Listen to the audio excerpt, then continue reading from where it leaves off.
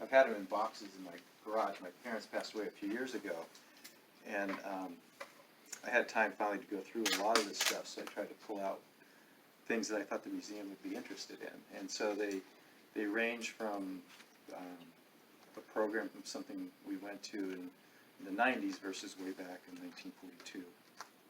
On that, so let me start here.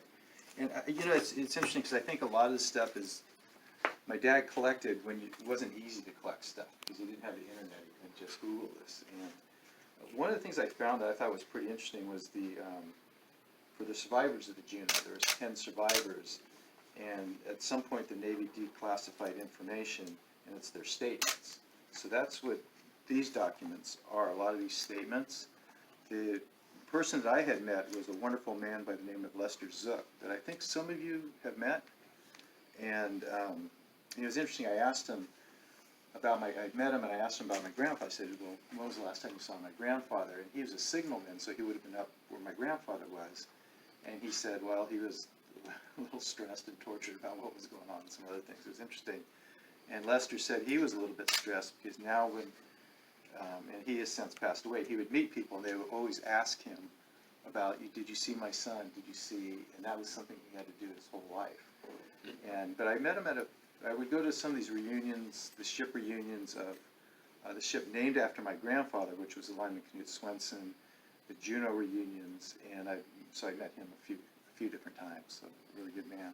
But that was the first thing that I think that I would like to give you. I don't know if you have these things already. We don't. Okay, so they're real interesting to read through. The guy speaking of what happened when they got in the water, why they weren't saved, you know, the sharks and all of it. So, so I brought you a number of those, and I have no idea where my dad went and where he got some of these things. I did bring this too on my grandfather. It's from the Lucky Bag, the Naval Academy. So it describes a little bit of him. His family was a Mormon family from Provo, Utah. And I went back to Provo and I met, it was his dad's brother's son. I met him when I was in Utah. And it was pretty interesting how my grandfather went from Provo, Utah into the Navy. Because it looks like about the last place you'd go from. And the only thing I could think of is the Viking heritage, the Danish name, Vikings, and that. So maybe it was in his blood. So anyway, so I brought this. So I'll leave that. I have copies of these things, but I'll leave them with you and then that. Let's see. This was the. This is an interesting piece. It's commanding officers of the crew of the USS Juno request that your company at the commissioning ceremonies to be held on board the USS Juno on Saturday morning, 14th of February at 11 o'clock. So this must have been, I guess, beginning of 1942. So that was, I found that in their stuff. So I think to me that's a valuable, you know, something I think is really neat. That was for the Juno. This was for the commissioning of my grandfather's ship, the launching of the USS Lyman K. Swenson, which was in 1944.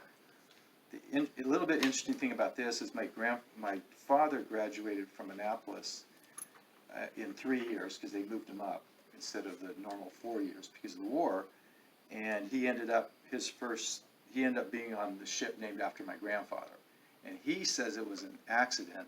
I mentioned that to Kelly last night. She's going, no, Navy knew what they were doing. So I don't know. And his career, I asked him about the Swenson sailed to, they ended up in Japan as the war ended.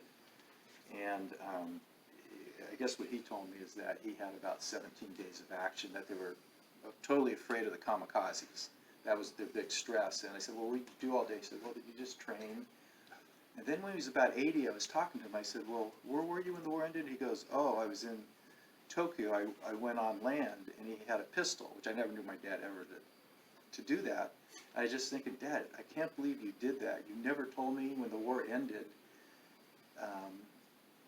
that happened. I think, to me, I was fascinated by it, and he said, he goes, there wasn't really much to do because everything was bombed out. There weren't stores or anything. So weren't you afraid because the war ended? And he said the Japanese would go after you. He goes, no, they had so much respect for their emperor that they would just, they knew they'd be left alone, which, you know, I was just fascinated that he didn't tell me that when I was like 12 years old. I had to ask him about that.